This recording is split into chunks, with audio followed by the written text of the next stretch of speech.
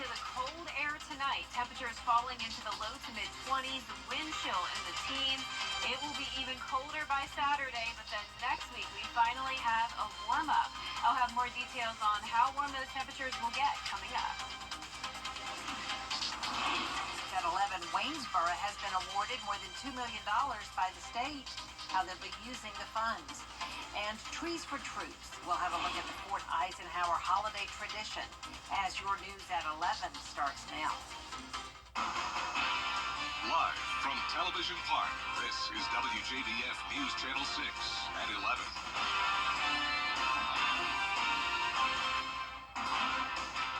Good evening, everyone. I'm Jenny Montgomery. Thank you so much for joining us. Coverage you can count on begins tonight in Wilkes County as the search continues for a wanted man in connection to a triple homicide. The Wilkes County Sheriff's Office and the GBI are asking for help in locating 56-year-old Shannon Box. Box is wanted for one count of aggravated assault related to the deaths of 3 victims. Wilkes County deputies responded to a home on Mallory'sville Road in Tignall regarding an injured woman. Deputies learned that the woman had been injured at another home on the same road, and when they went to that home, they found 3 bodies. Box was last known to be driving a gray 2002 GMC Sierra pickup truck with a Georgia handicap tag. If you have any information about his location, contact the GBI in Wilkes County or the Sheriff's Office. Coverage you can count on continues now with Governor Brian Kemp announcing 3 rural workforce housing awards from the One Georgia Authority, and one of those areas being the city of Waynesboro. Bria Smith spoke to Mayor James Jones about what it means.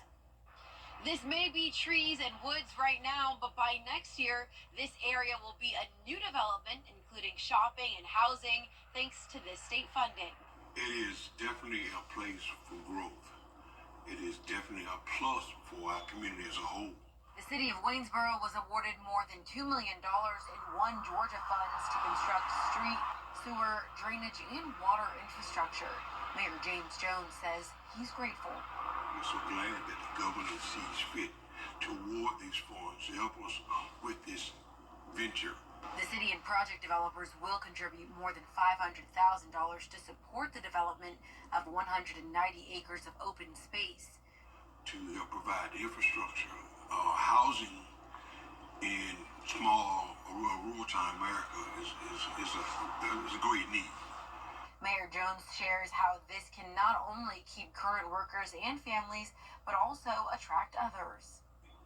Professional people like teachers, police officers, firefighters, a chance to live within the community. One of the things we've had by not having adequate housing, a lot of the upper echelon folks live in other counties because Waynesboro didn't have adequate housing.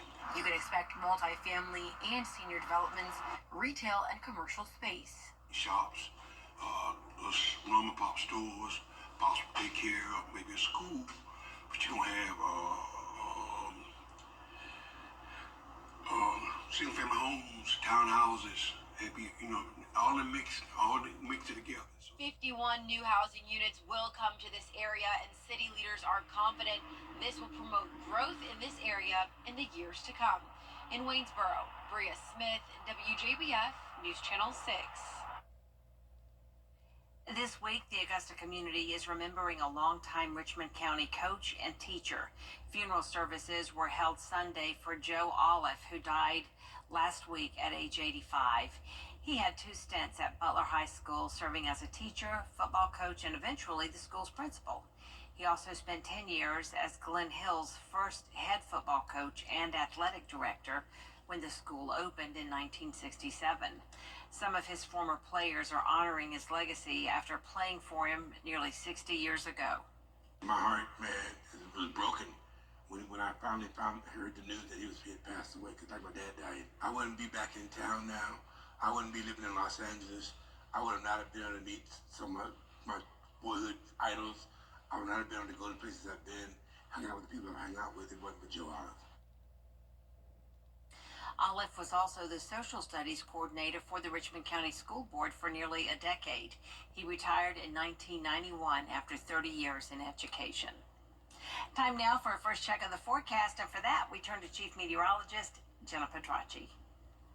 Well, it was a nice warmer day. We at least made it into the 60s and we had lots of sunshine. Definitely a cloudy start to the day as a cold front was coming through, but the skies quickly cleared and that's what we're left with tonight. Also dry conditions, still pretty breezy out there, but not too cold, at least yet. Our low this morning was 44 degrees. That actually put us 5 degrees above average, and our high today was finally back on track with average at 65 in Augusta.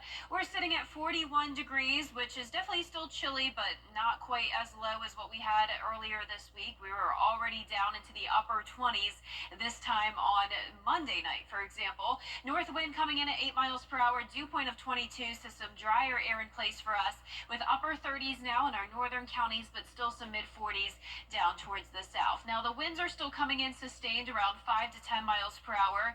Gusts are up to around 15 for the most part, but some places still up to around 20 miles per hour. The wind is going to be a factor for tomorrow morning, making it feel even colder outside. 25 will be your actual air temperature at 6 a.m., but with the wind, it will be feeling more like around 20 degrees. Still at freezing by 9 a.m., and we're really only topping off in the mid to upper 40s tomorrow, just like where we were out on Tuesday. Now on Saturday, that'll be the coldest day of the week, going down to 21 degrees, and some upper teens are possible. Lots of sunshine over the first half of the weekend, then increasing clouds on Sunday, and that'll bring us to a much needed warm-up as we head into next week. And we're also going to be tracking some rain. I'll have more details on the forecast coming up, but back to you, Jenny. All right, Jenna, thank you. The holiday season kicked off with a tree lighting tonight in Evans Town Center Park. Hundreds gathered to watch the tree lighting, drink hot cocoa, and get a visit from Santa and the Grinch. The event was sponsored by Doctors Hospital. WJBF's Brandon Dawson served as MC. We asked some of the folks about their favorite part of Christmas. It's really fun and you get to spend time with your family. And why is Christmas your favorite holiday? Because it's Jesus' birthday. Really? What about you, Susan? Why do you love Christmas? Because we spend time with our family and friends and it's Jesus' birthday. Somebody must have told him to talk into that mic on his sister's jacket. The lights will be on display from 5 to 9 p.m. throughout the holiday season at Evans Town Center Park. Fort Eisenhower is getting in the holiday spirit with its annual Trees for Troops event and Christmas festival. Isabella Moody was there. This is the 20th annual Trees for Troops to help bring joy this holiday season to those who serve. The Spirit Foundation and FedEx donated 300 trees for servicemen and women at Fort Eisenhower today. Families had the opportunity to get a tree, many of which had handwritten greetings attached. So this event, unlike a lot of the MWR, which is the Family Morale, Welfare, and Recreation, a lot of those events are open to the public. This event is exclusively open to DoD ID card holders. So it's their gift to the community, allowing them to come out and enjoy tonight. Families I spoke with said their favorite part about coming out each year is having a tradition, something they can look forward to that doesn't change from year to year. Along with the Trees for Troops, the holiday celebration featured vendors, pictures with Santa and Mrs. Claus, hay rides, and the tree lighting ceremony.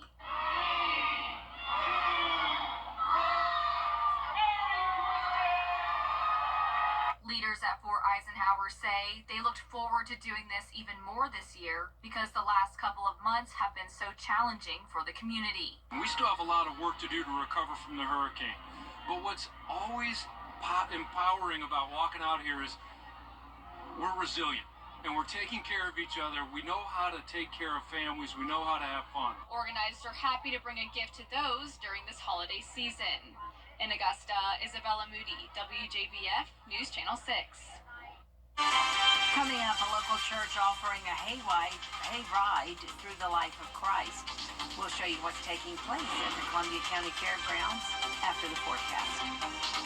And we will have a frigid Friday morning and even colder by Saturday, but Sunday marks the beginning of the warm-up along with some rain headed our way. I'll have your full Viper 6 forecast when we return. Are you ready to ride? Viper 6 Skyview Network, sponsored by Terry Lambert Hyundai. Now, your most accurate forecast with WJBF Live 5 for 6. Welcome back. Yesterday, I went over to Meriwether Elementary School for the third time over the past couple of years. I always have a great time here, especially with Mrs. Anderson's first grade students. Such a special group of kids, all with a very bright future. They were so sweet, and they did a great job coming up to pretend to be meteorologists. And I do have to give a special shout out to these two students pictured here. This little girl actually wants to be a meteorologist one day, which was so exciting to hear. And then this little boy knew a lot about news and logos and just a lot of information that you wouldn't think a first grader would know. He even knew that WJBF was located over at Television Park. So definitely some very smart kids there in Mrs. Anderson's class. Thank you so much, Meriwether, for having me. But here's a look now at our Terry Lambert Hyundai Skyview Cam in Aiken. Dry and chilly conditions tonight with clear skies. We're sitting at 41 degrees, north wind of 8 miles per hour, dew point of 22. So a cold and dry air mass is taking over. Some cloud cover to the south of us with scattered showers around Jacksonville, Florida, along a cold front passage. But there's the big blue H moving in, snow up in parts of the northeast and Midwest. For us, it's going to feel like it could snow tomorrow morning, but we have enough dry air in place to limit that. But temperatures now are falling into the upper 30s in some of our northern counties, mid 40s to the south. And once we get into the overnight hours, that's when we'll start to see some 20s. The winds are still gusting up to around 10 to 18 miles per hour, and even 22 in Wrightsville, 20 in McCormick.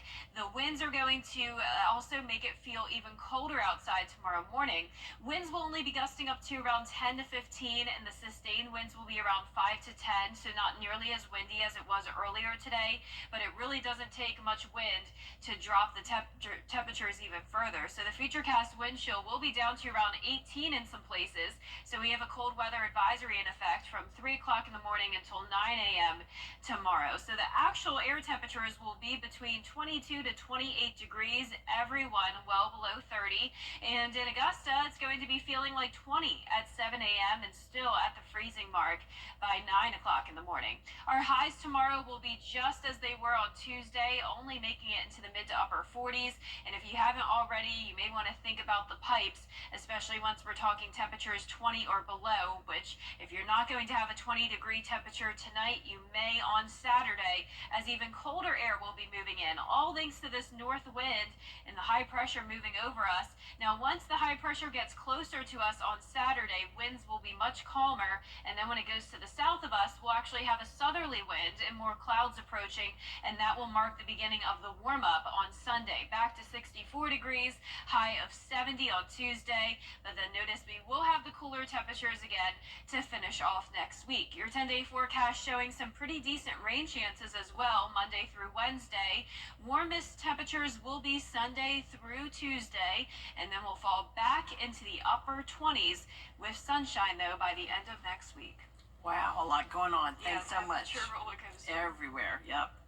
Sharon Baptist Church of Appling opened its 23rd annual hayride through the life of Christ at the Columbia County Fairgrounds tonight.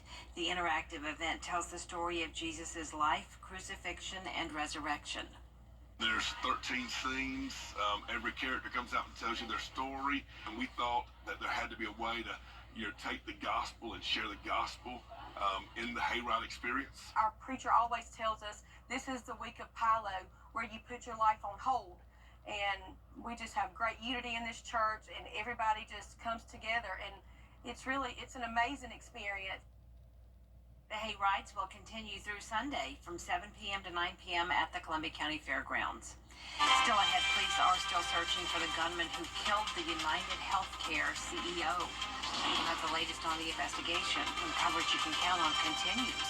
But first, the winning numbers for tonight's South Carolina lottery are pick 3, 8, 7, 4. And your pick 4 winning numbers tonight, 0756, Fireball 7. Oh no, it's close.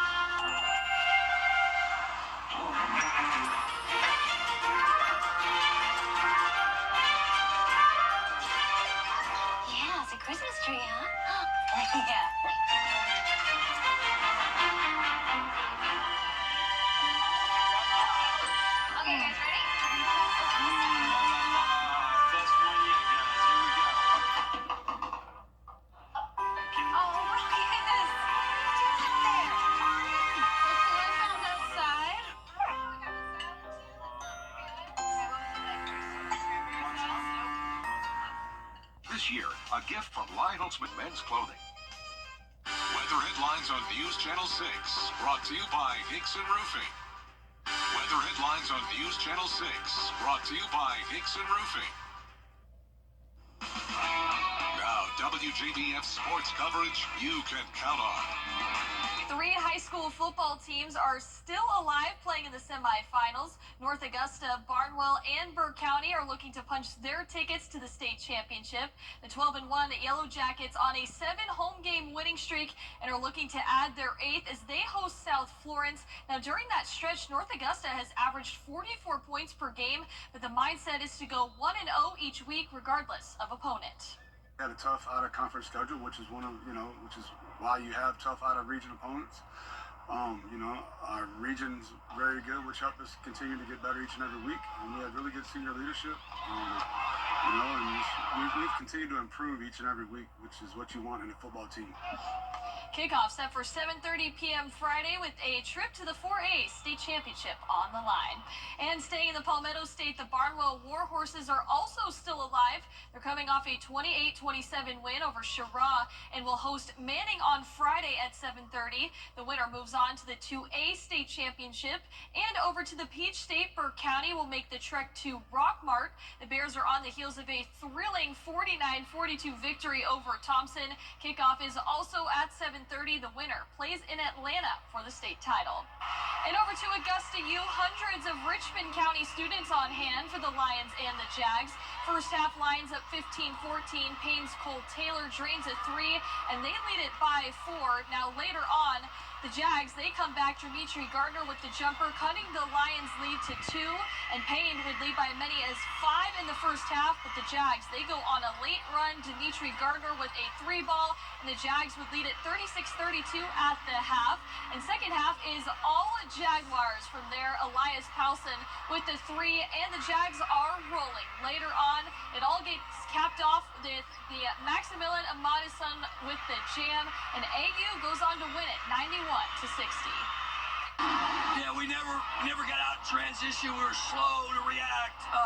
So in the second half, we had to get our guys to the corner and spread the floor out a little bit. So it was good to get a win. We appreciate Payne coming and definitely appreciate Richmond County. This is the 9th year we've done this. We had 2 years out of COVID, so it's always a special night for everybody. And it was also a very special victory for Augusta U. The Jaguars honored a particular assistant head coach at the half. 15 years after being a student athlete, the Jaguars honored Garrett Seiler by retiring his jersey. He finished his 4-year career with 1,599 points and 797 rebounds. He's the only Augusta University basketball player ever to suit up in the NBA. He played 21 games for the Phoenix Suns in the 2010-11 season and several years overseas. It's honestly surreal still, seeing actual banners, seeing everything that's going up there. It took a lot of long nights, early mornings, a lot of great teammates, great coaching staff throughout the years. I never would have thought I would have been in this position. I've been from the red shirt guy that couldn't walk and chew bubblegum at the same time to being an All-American. And that's only through hard work. It helped being very tall, but through a lot of hard work and dedication, it just kind of got me to where I was.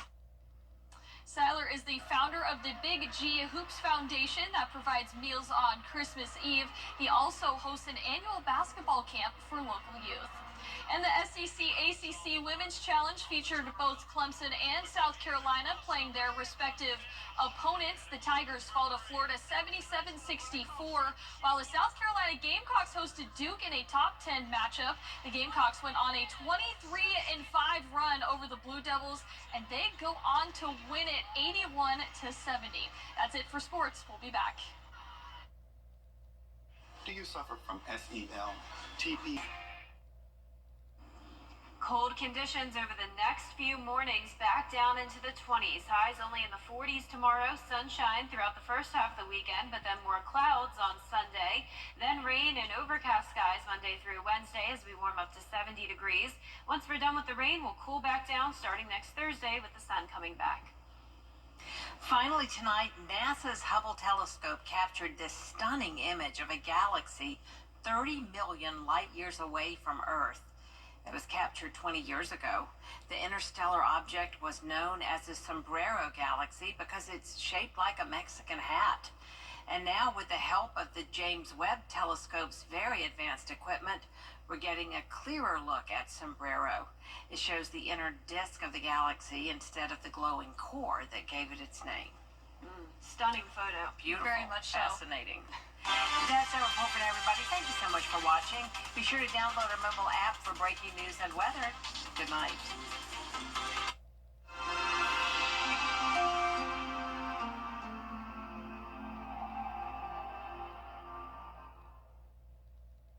Join attorney M. Austin Jackson, the Augusta Guy, for legal insights every Monday and Tuesday afternoon. Don't miss the Legal Minute, brought to you by M. Austin Jackson, attorney at law.